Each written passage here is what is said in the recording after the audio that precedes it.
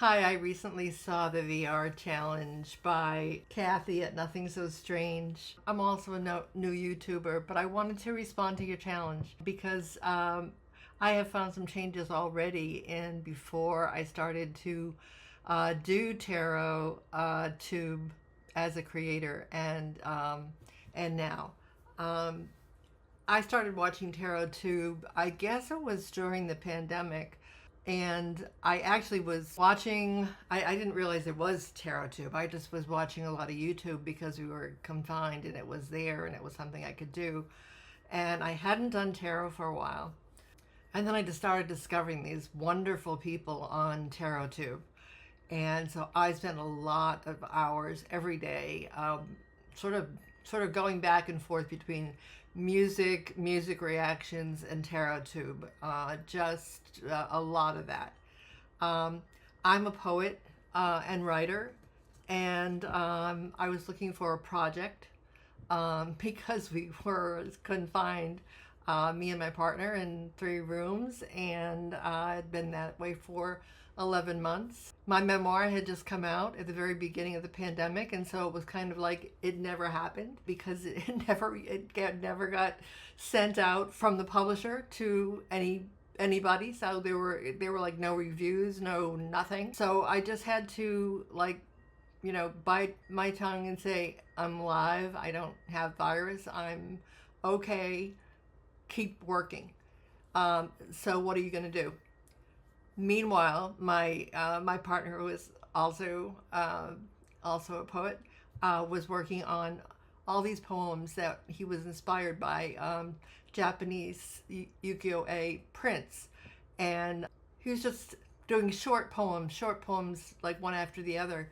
And I remembered that I had done some. Some of this is already in my introduction, but I'm just going back over it. I remembered that I had done some poems just when I was trying to get familiar with Cat Black's Golden Tarot. It was my first deck that was a collage deck, and it was different and unusual because she was working from medieval and Renaissance paintings, which were had so much religious stuff in them, and yet she was using them in these really creative ways in these cards. So I decided that I would just start writing some poems. So I had written, like, I don't know, 9 or 10 poems or something, and then put them away, got involved in other projects and teaching and so forth. And I thought, oh, maybe I should, like, look at some of my tarot cards. So I did. And that was in January of 2021. And I started writing, just took out a deck that and just started going through it. And anytime a card struck me, I would write a poem. So inevitably, I was like, oh, well, I have poems for all these. I really should try to have a poem for each card. So my goal was to have like 78 poems. Um, well, that bloomed because I would look at a deck, and the hermit from this deck and the hermit from that deck and the hermit from another deck would all inspire me. And pretty soon I had, by May, 300 poems. Just to put this in some perspective, your average book of poetry is between 48 and 70 pages. So I was like, what the hell am I going to do with 300 pages about tarot? There's a small number of people in the world who enjoy reading poetry, and probably a fairly small percentage of them who have any interest in tarot. So if I did a small book of tarot poems, they might be interested. But if I'm going to do a book that's 300 pages long, yeah, that's not going to work. So I just put them away. I mean, I kept writing them, and of course, this meant I all of a sudden realized I hadn't been doing tarot for a while, so I had missed out on a lot of fabulous decks that came out. So of course, I went on a buying spree that lasted a couple of years, and caught up on a lot of the decks that I had missed. Unfortunately, not a lot of the indie decks, but some. And the poems kept growing. So now I had like a book of major arcana and a book of minor arcana, and going, what am I going to do with this? Am I going to self-publish? Am I going to do a Kickstarter? Like, what am I going to do? Meanwhile, I'm still watching several hours of TarotTube every day. And I go, well, why don't I do that? As a poet, I love to give reading. I was both a traditional and a professional storyteller for years. So I'm not afraid of being in front of people and talking, and also teaching for 30 or 40 years. So I'm used to being in front of people. I'm used to talking about things. Why not give it a try? So I decided that I would do that, and that I would do a series on the major arcana. That seemed easy enough. So I'm on Mac. So I have iMovie. So it was like, okay, I'm just going to take my full poems, and I'm going to talk about the card and read the poem, and then do that for each one, and see if there's some order that makes sense, and some have some journey with this, like my journey, the poet's journey rather than the fool's journey, from 1 to 21. So that's kind of what I thought was going to happen. And so I started doing that, and I absolutely loved it. So in terms of what do I really enjoy doing, I really enjoy doing that. But it took so much time, because the way I was doing it, I had to find a way to bring the images in. And in 2022, I had surgery that left me with neuropathy in my hand, so I couldn't do the camera over thing where you play with the cards and stuff, because my hands are just not really up to that. So I was like, oh, how am I going to do a video and show that? So what I decided to do was, it's much more time consuming, is to scan in every card, and then do a B-roll, which I found out what a B-roll is, which is putting images in. So now not only do you have to make the video and edit the video, but now you've got to also then put in the cards and stuff, instead of just taking a picture of your hands with the cards in them and talking about them. So it became a much more involved process than I thought it was going to be. But the other thing that happened was I totally fell in love with it.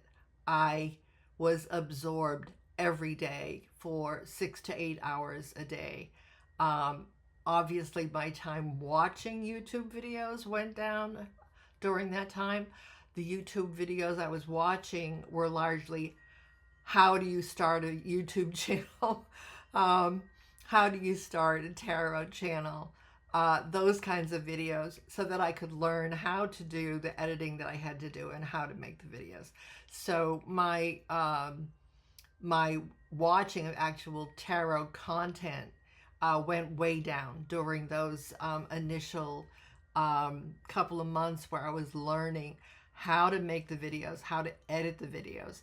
And because of the kind of editing I ended up wanting and needing to do, I got Premiere Pro instead of just using iMovie. And I want to say this is partly because my son is a game designer, and he uses Premiere Pro, and he's like, oh, Mom, you don't want to use anything but this. Not telling me really how complicated it was. But I have to say, I'm over 70, and I feel really proud of myself for learning how to use this program. So that was like also like an added benefit to this. It's like, yeah, when I went to the doctors and they were like, do you want to take a short-term memory test? I'm like, no, I really do not need a memory test, because I've just learned how to use a video editing program. And believe me, if I can do that, I don't need any of your tests. So the balance has changed. I was watching, like I said, hours of tarot content, and I certainly had my favorites. I have to say, I do enjoy the flip throughs. I do enjoy people's reviews of decks. I particularly enjoy when people do like 5 strange decks that I have, or 5 decks that are, this or that, that have a little theme to them. I like those better than just like these are my favorite 10 decks. Um, I also like them when they are not all um, indie decks, because sometimes that's just outside of my budget, and so I'm watching videos about decks that I know I'm never going to be able to have. So yeah, I've really loved it when people have done like the 10 best mass market decks of the year or something like that, and then I know that I can afford to get them if I fall in love with any of them. I appreciate the walkthroughs, and I particularly like it when people talk about why they love the cards, whether it's, aesthetic, because everyone's aesthetic is different, um, or it's because it made them think about the image in a different way, the card in a different way. So I guess a good part of my reasoning about why I wanted to do this channel in the first place is, if I'm looking at, say, 6 or 8 different artists' visions of a card, of, say, the Hermit or the Lovers, I'm starting to get a more nuanced picture of what that is. And so I love doing those videos. I loved writing the poems about those cards. And I came to realize that one of the reasons I love tarot is that it is a language of images, the same way poetry is a language of images. So you're getting images in your head, and that's bringing up feelings, that's helping you to see things in a new way, helping you to make associations, and helping you to grow. I'm very much into the idea of the fool's journey, but that whatever journey it is that we're all on, that for me, I guess I would define as becoming our best self. How do we become our most authentic and best self? And that, for me, reading tarot has always been about that, much more than, is my boyfriend going to call me tomorrow? Those kinds of questions that I'm not interested in doing those kind of readings, and I've never used the tarot that way. I always, I always use it in a much more general way, sort of like, what's going on in my life, and give me a picture, give me a mirror. There's a wonderful quote, I think it's from actually a Vonnegut book, where he says the moment is structured that way, and I've always thought that that's part of how the tarot works, that the moment is structured that way. And so the way the cards fall and what's going on in my life are all part of that same moment, and so they are somehow connected. The videos that I like to watch are ones that make me think differently than I might otherwise think. We all have our preferences in terms of art and in terms of what might draw us to a deck. So if I watch somebody doing my favorite decks, and they're doing I don't know, here's an example. Someone was doing the Deviant Moon, Mystical Medley, and 3 other decks that are decks I probably would never have looked at. I immediately went out and got the Deviant Moon and the Mystical Medley because of her review of these 5 decks, because she showed me, oh, these are decks that are about outsiders. These are decks that they're pushing the envelope in a particular kind of way that I might not have ever responded to, because I loved Looney Tunes when I was a kid. I loved cartoons, but I never thought I would like them in terms of tarot cards, for example. The Deviant Moon, the images are often creepy and scary, and I'm not drawn to that. And I want to refer to Katie Flowers and say, some of us had enough darkness in our life. We don't need a damn dark deck. and I felt that way about the Deviant Moon. But now I look at the Deviant Moon and I have found some of the cards to be like really profound, and those are some of the decks and that I've found because of YouTube video. I am drawn to, well, now I'm drawn to so many different kinds of decks, but I have to say that that is one of my big reasons, and those are still some of the videos that I enjoy so much, are ones that introduce me to decks I might not know about, or to ideas about how to approach the deck. Even things I might think I already know, like I've been reading since I've been in my 20s. But there are people who are doing readings in different ways and trying different things. I've always kept a journal. I kept a dream journal, again, since I was in my early 20s. I wrote a memoir, partly from journal entries. I think using the tarot therapeutically was also an interest, and I enjoyed Katie Flowers. She had a whole series on the sort of therapeutic use of the tarot that I liked very, very much. And so I like it when people do a series of something that I can kind of follow through, that there's an intellectual idea, there's something that's going to stimulate me and help me in my growth as a reader, as well as a person. So yeah, those are the kinds I like to watch. And obviously the ones that I'm making right now are mostly around the poetry that I wrote. But they are also about the particular card. So I'm looking at the card, the history of the card, the imagery of the card, and then how I turned that into, reading the poem that turned into. And then sometimes talking about that. I'm interested sometimes in the politics of the card.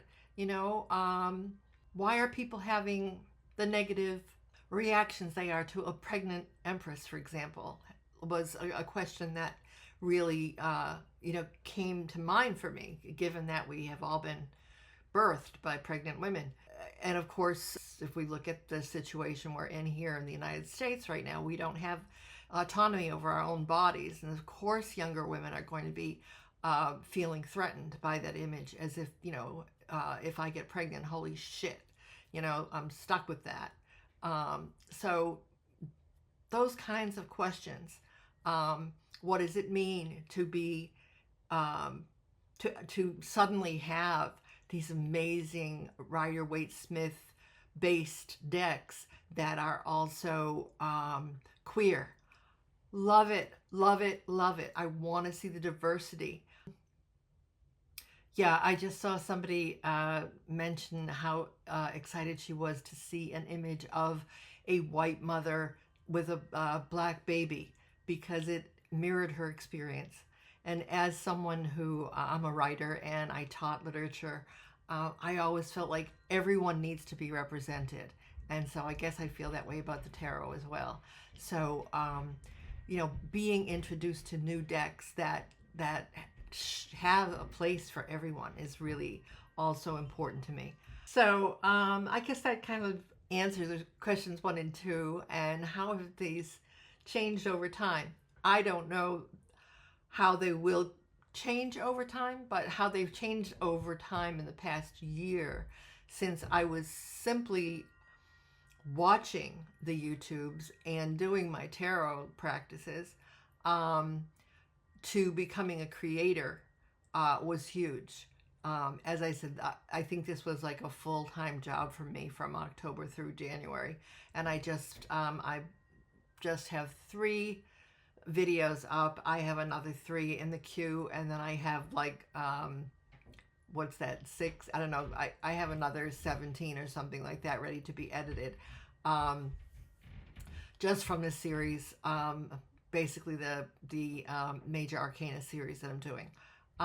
They are longer form, except for the first 2, which are short. Not shorts, but shorter ones. They're longer form, so there'll be videos that I think you can, sort of pour yourself a cuppa and sit back and hopefully enjoy. And I think what's happening to me right now is, because I'm I'm at that point where it's like I can take a little bit of a breath before I start, for example, the minor arcana. I'm thinking also about, well, what other kind of videos do I want to make? And certainly these VRs are something that I want to do because part of this is about community for me. It's like I want to become part of that Tarot Tube community. And I think that as a poet who has written all these poems about tarot, I think I have a particular gift that I can share with the community, which is also partly a thank you to them for all the amazing emotional support I got from the tarot when I was recuperating from a very difficult surgery. Um, really, YouTube saved my life during that time. It's like it's what I did, a good part of the day. If I wasn't listening to music that I felt, like was healing to me in some way, I was watching YouTube videos and rediscovering, some of my love for tarot.